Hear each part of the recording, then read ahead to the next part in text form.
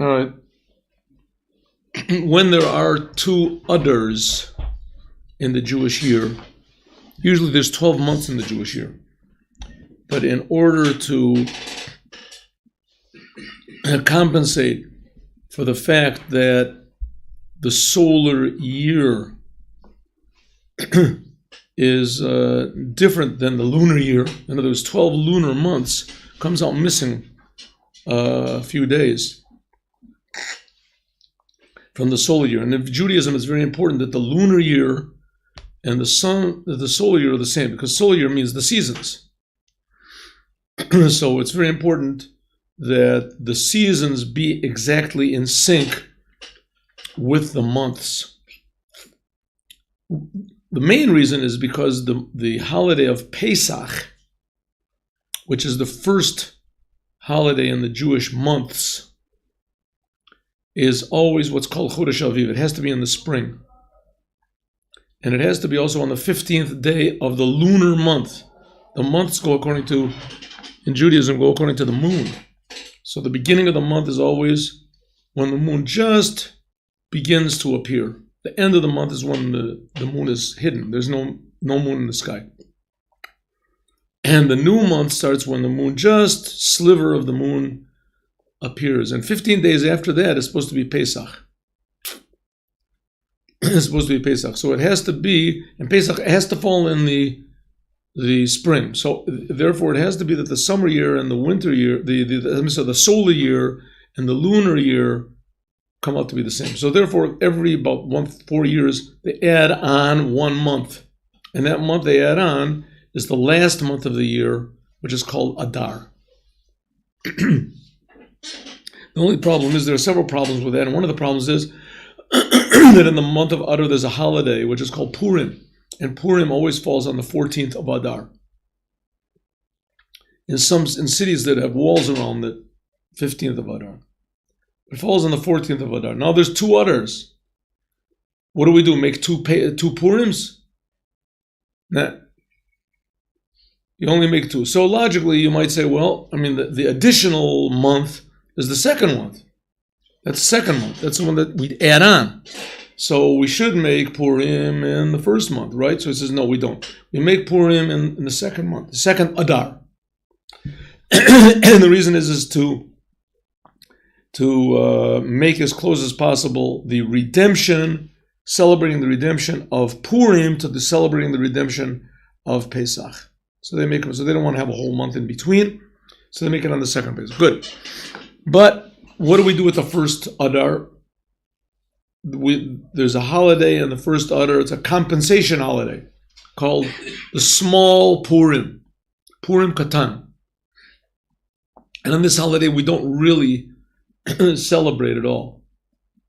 We don't celebrate at all. We don't read the Megillah. We don't give gifts. We don't do any of the things on the regular Purim, except we don't say Tachanun on this day, and we're not supposed to say funeral orations.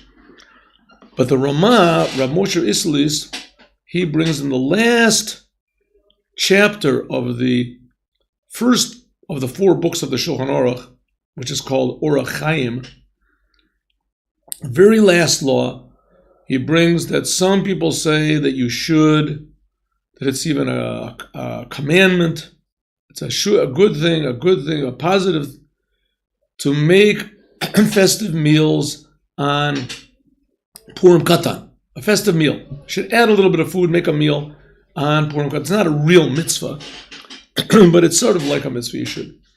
You should make on Purim Katan, on the 14th day of the first Adar, you should also make a little bit of a recognition. What about the second day of the month of Adar? The first, because there's 2 holidays, really. It's 14th and the 15th. So that we'll see. Let's go. B'Shulchan Aruch Orach Chaim, in the Shulchan Aruch Orach Chaim, which Orach Chaim is the path of life. That's it's the first book of the Shulchan Aruch. Mevi Ramah, Rav Moshe Isserles brings 2 opinions. If you should on Purim Katan make a extra meal, you should add on to your meal, make a sort of a happy meal. The Ramah Machriya and Rabbi Moshe Isserles, he decides Some people say you should add on a little bit of a meal, make a little bit happy. Some people say you shouldn't. And he says you should. In order to go according to this, I want to call it the stricter opinion, the happier opinion if you want to call it. And he says, V'tov leiv mishta tamid. And he said, a person should be a happy heart like a feast. Like you're in the middle of a feast and you're sitting with all your friends, making a l'chaim, you should be that way all the time. That's what the Ramah says. Why does he put this law in Purim? I mean, a person's supposed to be happy all the time. So because Purim is the time that gives you a good example of how you're supposed to be the whole rest of the year. You're supposed to be happy. What about the small Purim? What about the first Purim, which is really not a holiday? Also, as anytime you have an excuse to be happy, be happy. Lagabi hachraza atzmo, but as far as the Ramah says that we should make a little bit of extra celebration on the first Adar, there's two opinions. Ima davar musav rak al yud dalet Adar. Rishon, if it's talking about the 14th of the first Adar, which is called Purim Katan, or also on the day afterwards, Tet Vav, which is some kind called Shushan Purim Katan. Tov Leiv Shushan Purim Katan. Okay, what is this Shushan Purim? It says in the Megillah that the Jewish people, they defeated all their enemies, and they made a big feast on the 14th, and then there's some places that they fought another day, so they made the big feast on the 15th, and it says, therefore we say all of the cities which are surrounded by walls, from the days of Yehoshua ben Nun, doesn't exactly mean that, but any of the cities that were surrounded by walls, or ever were surrounded by walls,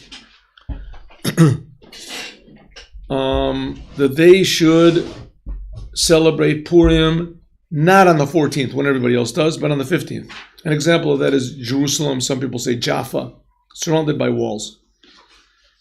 So that's in the regular Purim, namely the second month of Adar. But what if there's two Adars, the first month of Adar? First Adar, what do we do? So it says, well, you have to, some people say you should make a little bit of a celebration on the 14th. What about the 15th? So the Ramah says, Tov leiv mishta tamid. Anytime you have an excuse to be happy, you should be happy. Milashon Ramah, from that which the Ramah says, yesh lochiach, we can prove, kadas asheni, according to the second opinion, that we should make an additional feast on the 15th also, because the Ramah says, Tov leiv mishta tamid. Mina mila tamid, from that what he says, you should be happy all the time. We can prove that in any case, kol mikra sheyesh is a siba lios b'simcha. Anytime there's any reason, no matter how flimsy, to be happy, you should be happy. Now, that's another thing. You can't be happy without a reason. You have to have a reason to be happy. You can't just be happy for no reason, right? A person is just happy and jumping around for no reason, then that type of person, usually they administer him pills or something to calm him down, because he's not happy. You have to be serious sometimes. But on the other hand, you have to be happy all the time. So you always have to find some sort of a reason to be happy. And we'll see what it is. Let's look and see. Kishati yahanaga kazu. When a person is like this, that he's always looking for things to make him happy, lahadar b'kol damnut, namely to be careful that in any opportunity there is, deya al atzorich, you should know that there's an opinion that you have to be happy. When you do that, then you will reach to yagia adam la'amor, then you will reach to what it says, tov leiv mishtatami, then you'll be always happy. Now, happy is a big thing. Happy is a very, very important thing. One of the basic foundations, what is a Declaration of Independence of America, is that these truths to be what does it say? Inalienable rights. These rights to be unalienable, right? You can't separate them. Can't make them alien. You can't make them separate from a person. A person, the essence of a person is a life, liberty, and the pursuit of happiness. Right? Life, liberty, and the pursuit of happiness. So you have to look at happiness is a very, very important thing. Happiness is the third thing. This is a big fake out. The fact of the matter is, it's a big mistake. I think Thomas Jefferson wrote it. Yeah. It was very eloquent, and of course he had the best intentions, but this is a big, what they call a lacuna, a big hole. Yeah, but this is one of the biggest ones, because life, no good, of course, life is very important, right? Life is very important. What about liberty? Well, liberty also, you can't put a person in prison, is it? But what if a person is free, but he has no responsibility? He's free, but he can do whatever he wants, so he doesn't know what he wants. I once saw a cartoon of a bunch of hippies, long hair, and they were all wearing sandals, and their clothes were all torn, and they had big, peace signs written on it. And they were all gathered around this sort of a stage, a podium, and their leader was standing on the podium, and they all had these signs. They all had these signs. And the signs were saying, "We demand freedom of speech. We demand freedom of speech."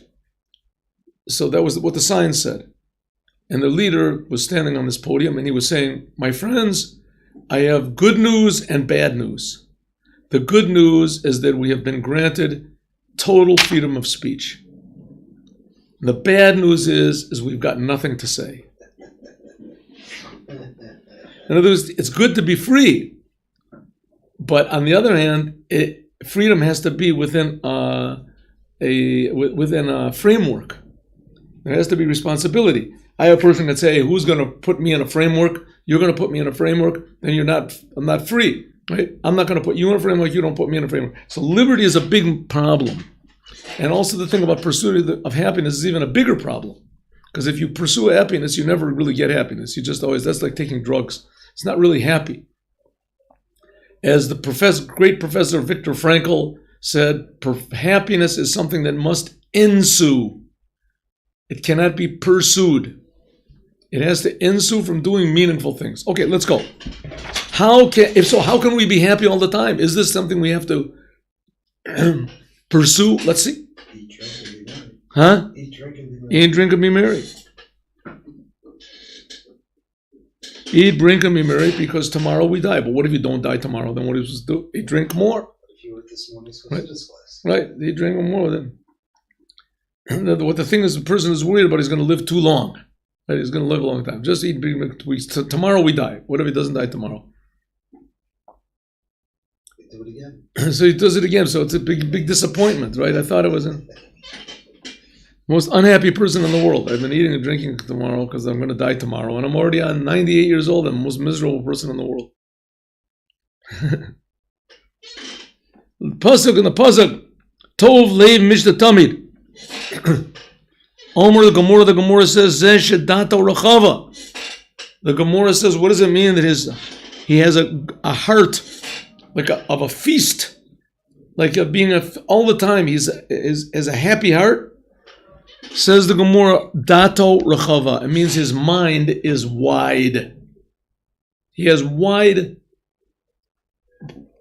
how do you say, perception. What does that mean? We'll see. And Rashi explains in the Pasuk, this is a Pasuk in Tovlei Mishnah Tamid, it's a Pasuk in Mishlei. If you look over there, it's the 15th chapter, 15th sentence. Tov Leiv Mishnah Tamid, Tov Leiv means Sameach Bechelko. He is happy with what he has.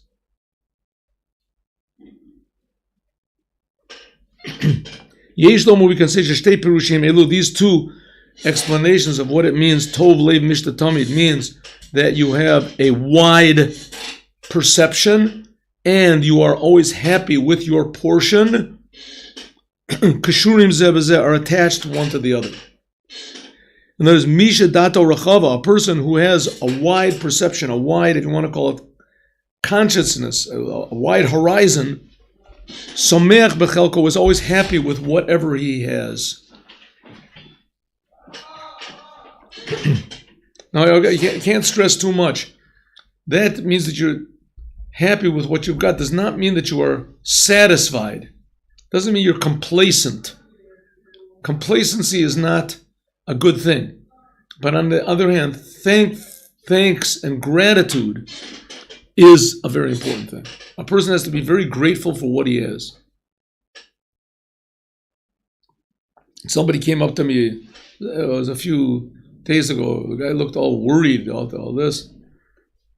Anyway, he said, Rabbi, give me an advice how I can be happy. Something fast, how I can be happy. So I said to him, only think about what you've got. Don't think about what you haven't got. Think about what you have. It just popped into my mind. Think about what you have. He said, well, yeah, I guess right. Because why aren't people happy? Because thinking, I deserve more. I don't deserve this. Think about the good things that you have. You have something good. You have one eye. You have one leg. It's better than a person that has. Think about what you've got. At least use that one leg to the best. Use the one eye to the best. Use the L'chor at first a glance, kashura davar ba'ofen hanaga bin ma'adam milamayla.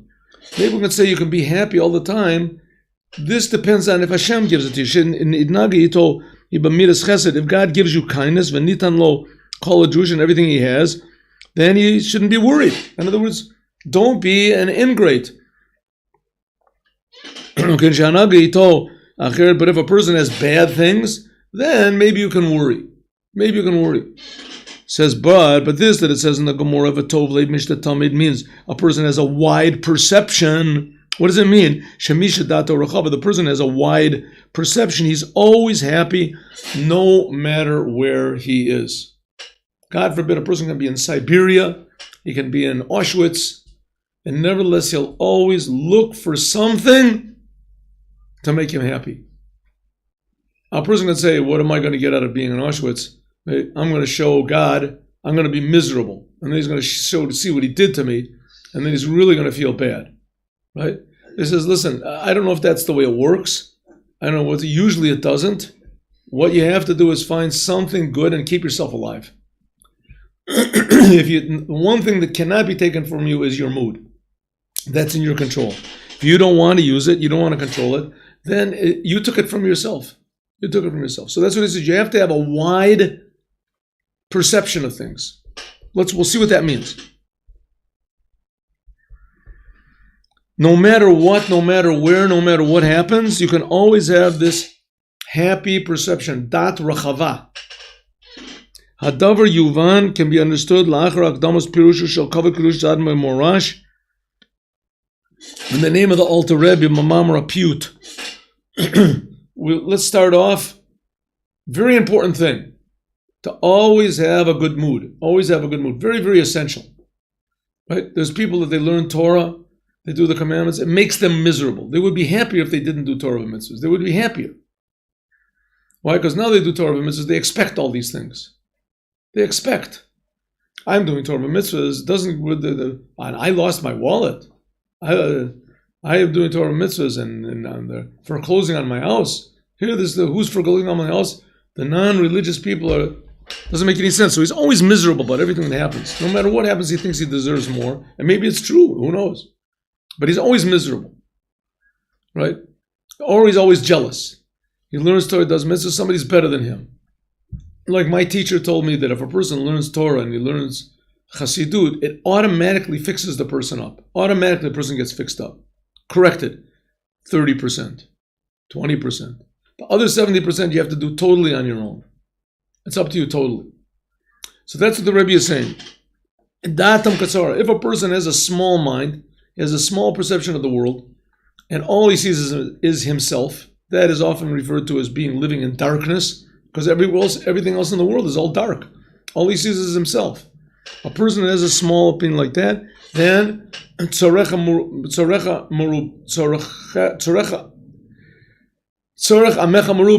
then his desires and his needs are going to be very great.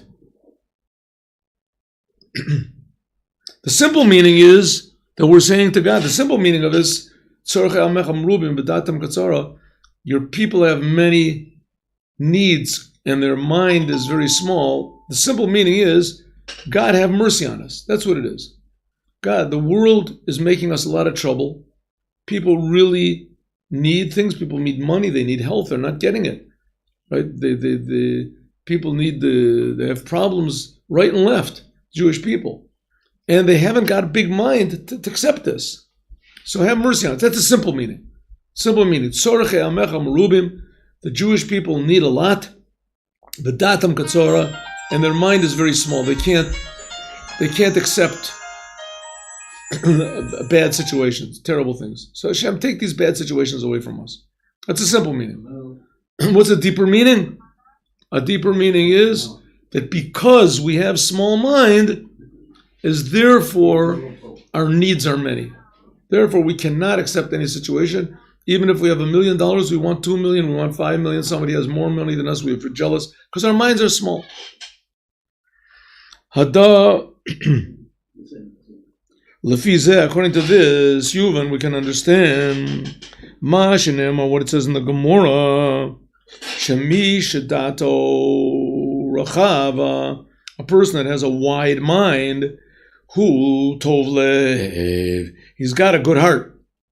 Why? Lefi, because shelo chasalano, there's nothing is missing from him. He's not lacking anything. You have a wide mind, a wide perception. You say, whatever I have, that's what Hashem wants me to have. Whatever I have is exactly what Hashem wants me to have. Kol adushlo, he's got everything that he needs. Everything I have is exactly what I want. You want more, it's okay. It's okay, but that shouldn't make you miserable that you don't have it. You want a big house? Great. Every Jew, every human, but especially every Jew, we're God's people, should have a big house, should have a couple of $1 million in the bank, should be satisfied and healthy and good. 100%. That's the way it should be. But if it's not, so Hashem knows what he's doing. Hashem knows what he's doing. You should desire to have more, 100%. You should desire having $1 million, $1 billion, whatever it is. But don't feel bad, number one, if you don't get it. And don't feel bad about what you've already got. Right? Don't think, what I got, I only have $100 in the bank. I only have... That's why it says that sometimes, even though it's not a very Chassidic thing to do, but if you have worries, go to the hospital and look at sick people. Right? Sick people. You see, this guy his nose is sick, and this guy has his tooth, and he's got a bad foot, and he's got a bad this. You think, oh, thank God I have my nose works and my tooth works. And someone gave me that advice. I tried it, and it just made me more miserable. I saw these sick people. This guy's eyes doesn't work, his eye doesn't work, a poor guy. But anyway, it's a way. At least just you might come to appreciate what you've got. Appreciate what you have. What we have is a miracle. You cannot take anything for granted. Shnei Perushim, there's two details. To explain these things, Lefi, because the one who has a small perception of the world, Novea Mirubim. I'm sorry, Shemi, that because his mind is small, that from this comes out Merubim Tzorechim Amecha, that your needs are many. Because where do these dissatisfaction come from? It comes from a small mind. You have a small mind, that's why you need a lot. That's why you're lacking a lot, because you have a small mind. Now this means two things, and the Rebbe is going to explain it. One is how you accept what you have, and number two is what you actually do have. If a person is always miserable, then he closes the vessel for a blessing. If he's always miserable, he's always complaining, and he's always jealous, and he's always angry, so he closes any possibility of receiving God's blessing, because he wants to control everything.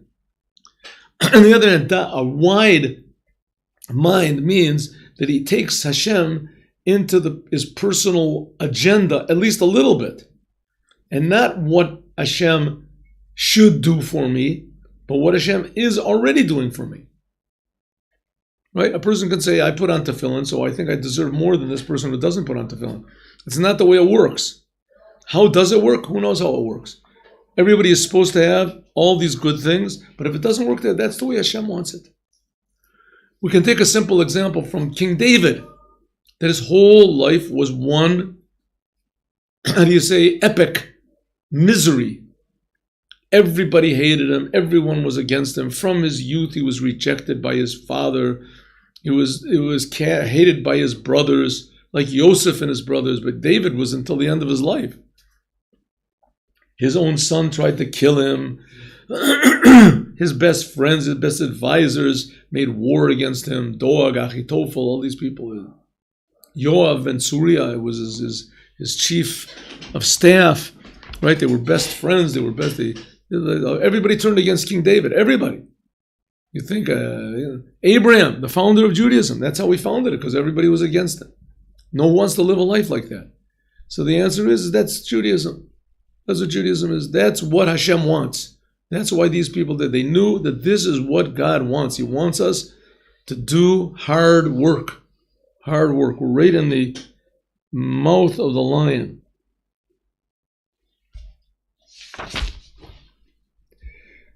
So this means two things. One thing is, Milamayla mushpaim barov la'adam kol advarim shehu tzarich lehem. Usually, there are exceptions, but usually God gives a person everything that he needs. Not always what he wants, but everything that he needs. Ela shekasher ha'adam rodef achrei hamotros.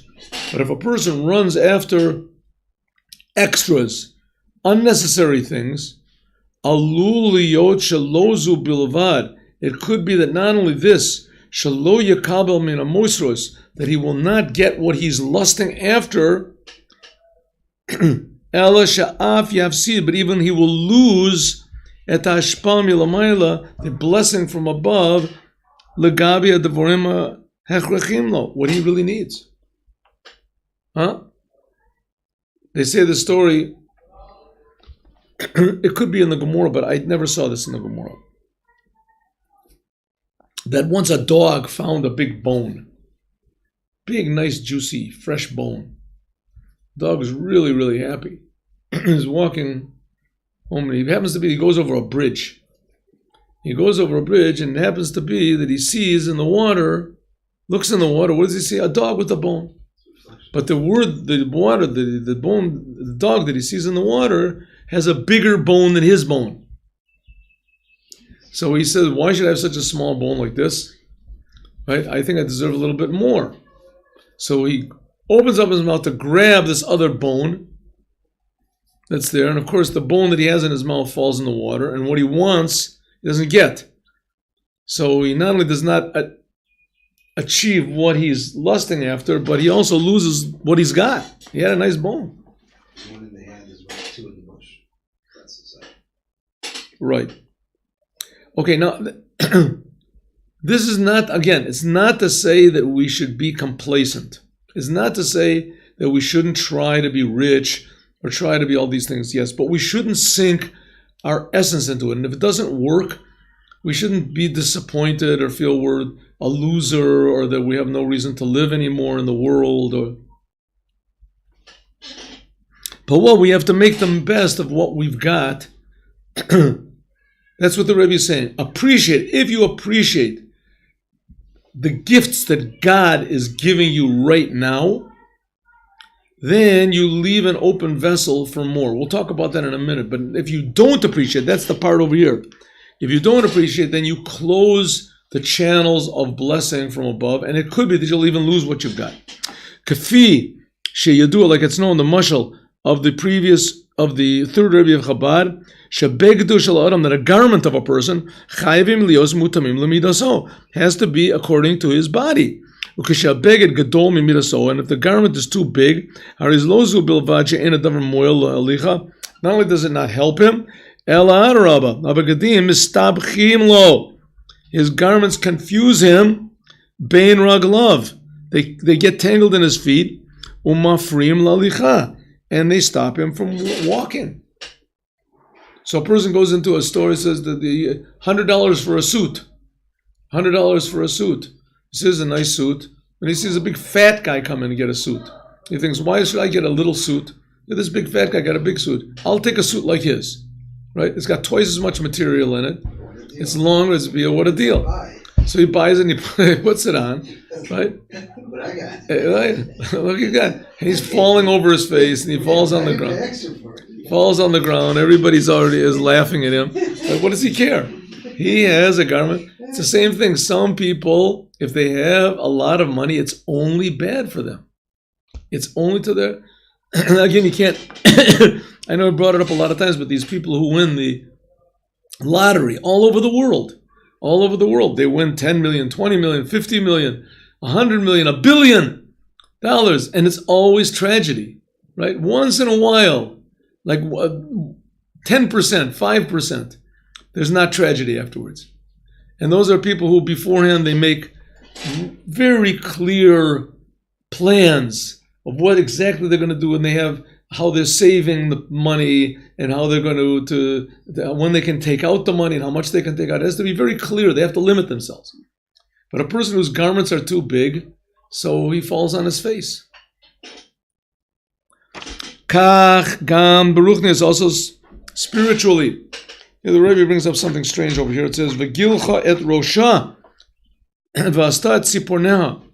It says that the Eshet Yafas Tor, a woman that's taken in prison, in war, a non-Jewish woman that's taken prisoner of war, so it says it's permissible to marry her, but beforehand you have to shave her head and fix up her fingernails. It was to make her that she doesn't look beautiful. When a person looks for all sorts of physical things, but af maziklo. The way I understand this, he brings down a note over here that says that this hints at that the shaving her head is shaving. The person puts his head too much into desires. So what happens over here? What's the Isha stuff is Torah? The Jewish people go out to war, and a man sees a beautiful lady, and a non-Jewish lady, and he lusts after her. So he says it's permissible to have relations with her one time, and then he takes her into his house, and she has to sit around there for like a month, and they make her not attractive, and then after that, if he wants to marry her, he can't. She has to convert him and marries her. But anyways, what happens? He lusts after this woman. So because of that, what does he get out of it? He gets this ugly lady that's sitting in his house all the time. She can't fix it up. All the time he comes in, and there she is. He's remembered until finally he says, look, do me a favor. Go back here. Take some money, whatever you want. Go back home. Right? Leave me alone. You can't take it. So a person who lusts after the physical world, it seems so beautiful and so this. But first of all, he loses what he's got. His sense of being, his appreciation of life. And not only that, what he wants to run after, he doesn't get that either. So it ends up that he cuts himself off from both sides. Afterwards, he's not able to really appreciate what he has. And also, he's very aware that he didn't get what he wanted. You see it all the time. There was a terrible, terrible case in Israel about a television performer. He was very, very popular for years, 15, 20 years, very popular, the biggest popularity program. And in fact, I watched it one time. I was by my wife's sister's house, and the program was on, and I watched it. I just couldn't see what anybody could. But anyway, he was tremendously popular. And it was sort of like slapstick comedy. And he started losing his rating. People, they got used to him, and it was a new generation that came up also. And so he started losing his rating. He started losing his rating. The guy went out of his mind. He became jealous of anybody who had rating more than him. And in the end, God forbid, he committed suicide. They put him in jail because he sent people to beat up people. He went insane. He went out of his mind because he just couldn't accept what God was giving him. Couldn't accept it.